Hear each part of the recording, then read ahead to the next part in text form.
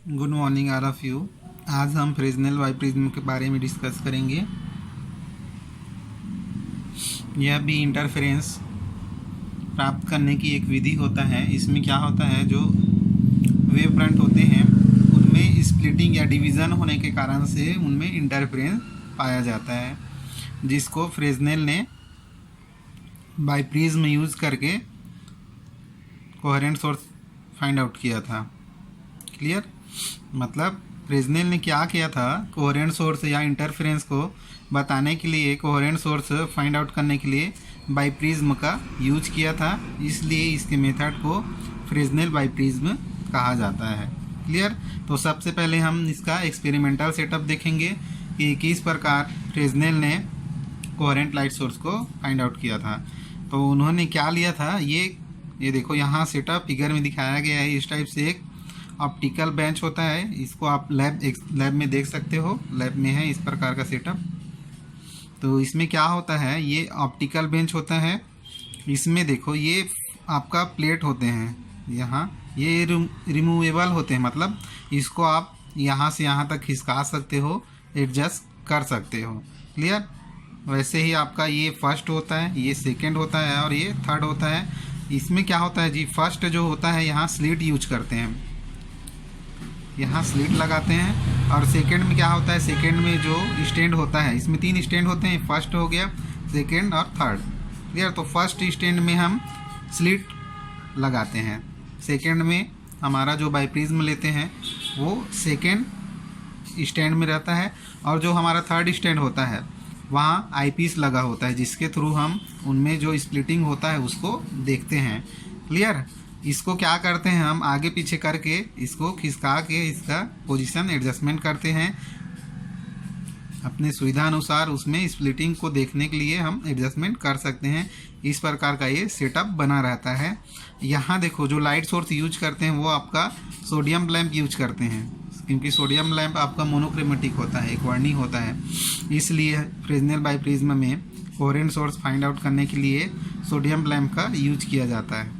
यहाँ से light slit में जाता है, फिर ये बाइप्रिज्म में पड़ेगा, स्लिट से होके बाइप्रिज्म में आएगा, फिर उनमें जो स्प्लिटिंग होगा उसको आईपीस के द्वारा यहाँ देख सकते हैं। तो ये तो था फ्रेस्नेल बाइप्रिज्म का एक्सपेरिमेंटल सेटअप। ओके, किसी को डाउट होगा तो पूछना। सिंपल है। यहाँ एक सोडियम लाइट सोर्स लेते हैं, सोडियम लाइट सोर्स में जब लाइट देंगे तो यहाँ स्लिट में से ट्रांसफ़र होके बाइप्रिज्म में पड़ेगा, फिर उनमें बाइप्रिज्म के कारण से स्प्लिटिंग होगा, जिसको हम आईपीस के थ्रू देख सकते हैं। क्लियर? ये तो हो गया फ्रेस्नेल बाइप्रिज्म का एक्सपेरिमेंटल सेटअप। अब हम इसका थ्योरी देखेंगे। तो थ्योरी में क्या है, इसमें देखो 2 लाइट सोर्स लेते हैं, जैसे S1 हो गया और S2 हो गया।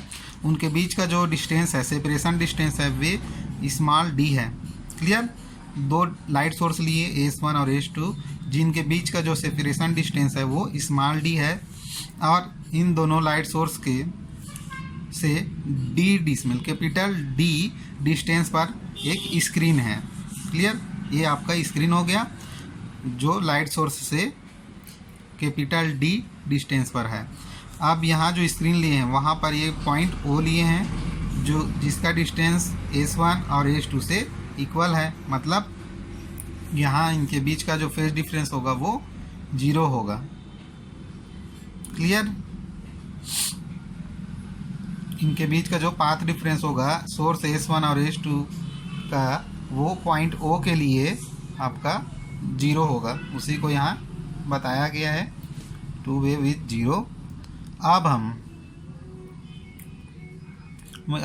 अगर देखो इसमें पाथ डिफरेंस 0 हुआ तो क्या होगा कि जो पॉइंट O है, इस पॉइंट पे आपका जो लाइट का इंटेंसिटी होगा वो मैक्सिमम होगा।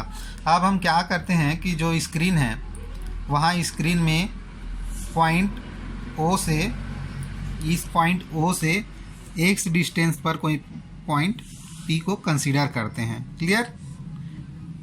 ये स्क्रीन से जी पॉइंट O लिए थे, इससे x डिस्टेंस पर कोई पॉइंट P है, इसको हम कंसीडर करते हैं। क्लियर? अब हम इसको S1 को P से मिलाते हैं और S2 को P से मिलाते हैं, तो जाहिर सी बात है इनके बीच पे पाथ डिफरेंस होगा। उसी पाथ डिफरेंस को हमें फाइंड आउट करना है। क्लियर?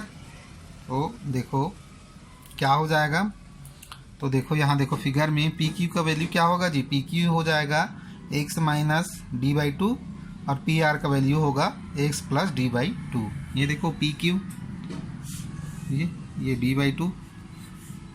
अब हमें इनके बीच का पाथ डिफरेंस फाइंड आउट करना है, तो पाथ डिफरेंस होगा h2p पूरे का स्क्वायर माइनस h1p पूरे का स्क्वायर।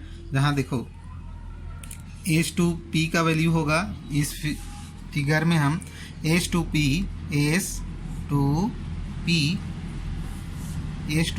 इसको फाइंड आउट करना है। तो इस फिगर में हमें यहाँ पाइथागोरस थ्योरम अप्लाई करेंगे, पाइथागोरस का थ्योरम अप्लाई करेंगे।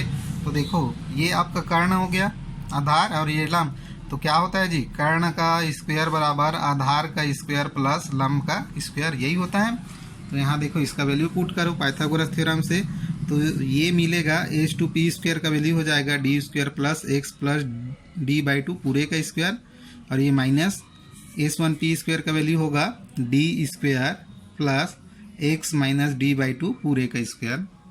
अब हम इसको सिंप्लीफाई करेंगे, तो यहाँ से देखो डी स्क्वायर कैंसिल आउट हो जाएगा, फिर इसको एक्सपांड करेंगे, फिर इसको सिंप्लीफाई करेंगे।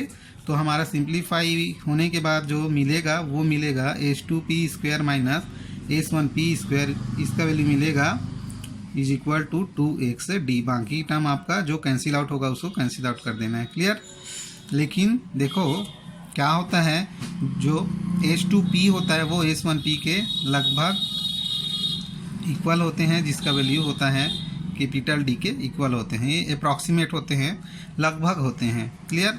तो अब देखो इसको हम एक्सपांड करेंगे, तो ये हो जाएगा h2p minus h1p into h2p plus h1p, इसका वैल्यू होता है h2p square minus h1p square, ये इसको एक्सपांड कर दिए इज इक्वल टू 2xd।